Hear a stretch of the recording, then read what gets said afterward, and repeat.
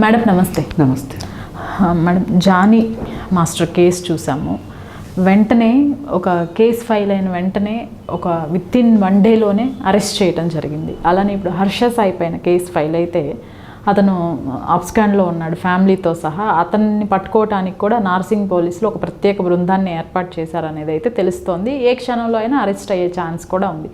కానీ రాజ్ తరుణ్ విషయంలో లావణ్య కూడా కేసు ఫైల్ చేస్తే ఎందుకని రాజ్ తరుణ్ని అరెస్ట్ చేయలేదు? ఈ 3 కేసులకి కొన్ని తేడాలు ఉన్నాయి. ఓకే, మనం చూసుకుంటే రాజ్ తరుణ్ కేసు, లావణ్య కేసు మొదట్లో పోలీసులు కొంచెం సాఫ్ట్గా ఆలోచించిన మాట వాస్తవం. ఎఫ్ఐఆర్ కూడా చేశారు. ఎఫ్ఐఆర్లో కంటే కూడా ఎప్పుడైతే తిను కంప్లైంట్ ఇచ్చిందో, కంప్లైంట్ ఇచ్చిన వెంటనే రాజ్ తరుణ్ని పిలిపించి మాట్లాడారు. రాజ్ తరుణ్ ఇంకొక వెర్షన్ చెప్పాడు. ఇలా అబ్స్కాండ్ అవ్వకుండా, పరారీలో లేకుండా వెంటనే స్పందించి వచ్చి ఆమెతో తనకున్న డిస్కంఫర్ట్ ఏంటో చెప్పాడు. అవును, మేమిద్దరం కలిసి ఉన్నమాట వాస్తవం. 2017 వరకు మేము కలిసి ఉన్నాం. తర్వాత ఆమెతో నేను శారీరకంగా కలవలేదు అని అతను చెప్పటం జరిగింది. పైగా నేను ఒక ఇంట్లో ఉంటున్నాను తప్పితే ఆమెదో ఆమెది, నాదో నాది. దానికి సాక్ష్యాలు ఏంటి అంటే, ఆమె చూడండి గుంటూరులో మస్తాన్ సాయి అనే అతని మీద కేసు పెట్టింది, ఇంకొకరి మీద కేసులు పెట్టింది. ఆమె మనస్తత్వమే అంతా అని చెప్పి అతను పోలీసులకు చెప్పుకోగలిగింది ఏదో చెప్పుకున్నాడు.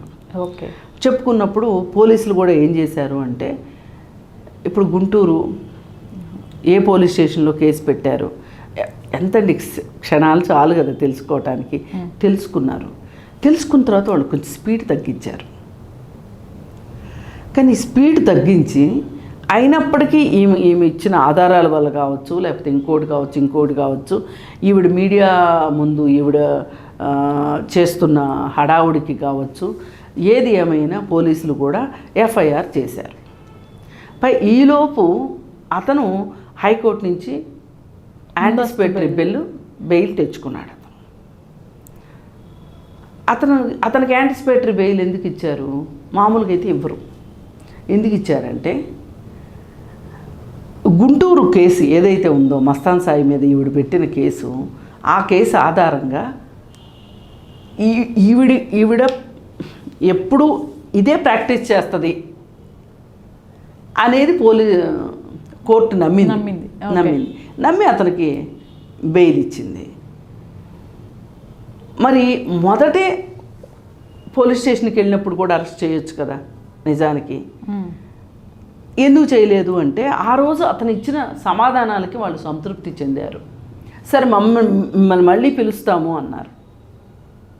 సరే, ఇప్పుడు ఎఫ్ఐఆర్ అయిపోయింది. ఎఫ్ఐఆర్లో అతని పేరు లేదు స్టార్టింగ్లో. తర్వాత ఛార్జ్షీట్ వేసేటప్పుడు అతని పేరు వేసి ఛార్జ్షీట్ వేశారు. అదిగో చూడండి, మరి ఛార్జ్షీట్ కూడా వేశారు అంటే పేరు ఉండబట్టే కదా ఛార్జ్షీట్ వేశారు అని చెప్పి, అతను నేరం చేయబట్టే కదా ఛార్జ్షీట్లో పేరు వేశారు అని చెప్పి ఈవిడ చాలా ఉబలాట పడిపోయి చెప్పింది. అప్పుడు దానికి సంతృప్తి చెందింది. ఇప్పుడు జానీ భాషని అరెస్ట్ చేసేటప్పటికి రాజ్ తరుణ్ ఎందుకు అరెస్ట్ చేయలేదు అని చెప్పి ఈవిడ అడుగుతుంది. కానీ ఆ కేసు వేరు, ఈ కేసు వేరు. పైగా నీ పైన ఇంకా కొన్ని ఎలిగేషన్స్ ఉన్నాయి. ఏంటంటే, నువ్వు మాదక ద్రవ్యాల కేసులో నువ్వు అరెస్ట్ అయ్యి 48 రోజులు ఏమో రిమాండ్ ఖైదీగా ఉండి వచ్చావు. ఆ కేసు ఇంకా నడుస్తుంది. అసలు నీకే క్లీన్ చిట్ లేదు. నువ్వు ఇంకెవరి మీదనో కంప్లైంట్ ఇస్తే, అంటే కంప్లైంట్ ఇచ్చే వాళ్ళని బట్టి కూడా ఆలోచిస్తారు. ఇలా రకరకాలుగా చూసి, అంటే మొత్తం దానిపైన ఆధారపడిందని కాదు. ఇప్పుడు ఈమె ఏదో కేసులో ఉంది కాబట్టి ఇంకెవరు ఈమెను మోసం చేయలేదు అని అనుకోవడానికి కూడా వీల్లేదు. అందుకని చెప్పి వాళ్ళ ప్రొసీజర్ వాళ్ళు చేసేశారు. రేపొద్దున ఈవిడ సమాధానం చెప్పుకోవాలి. అసలు ఈ మస్తాన్ సాయి ఎవరు, ఈ చింటూ ఎవరు, షరీఫ్ ఎవరు, ఇవన్నీ మీడియాలో వచ్చేసినాయి క్లిప్పింగ్లు. అవును. ఇప్పుడు సగం పని మీడియానే చేసేస్తుంది, కోర్టుకు కూడా పని తగ్గుతుంది ఒక రకంగా. అందుకని ఏంటంటే అందుకని అతన్ని అరెస్ట్ చేయలే, అంతేగాని వేరే ఉద్దేశం ఏమీ లేదు. రాస్తరును మేనేజ్ చేసుకున్నది కూడా ఏమీ ఉందని నేను అనుకోను. ముందైతే అరెస్ట్ చేస్తారు, తర్వాత సంగతి తర్వాత. అతను ఏం పెద్ద వెనకమాల చాలామంది గాడ్ ఫాదర్లు ఉన్న హీరో అయితే కాదు, అతనికి పెద్ద బ్యాక్గ్రౌండ్ కూడా లేదు. అందుకే కాకపోతే అతను ఇచ్చిన సమాధానానికి, ఈమె చేసే చేష్టలకి, ఈమె పెట్టిన కంప్లైంట్లకి అన్నిటికీ డాట్స్ కలుపుకుంటే వాళ్ళకు ఒక ఆన్సర్ వచ్చింది.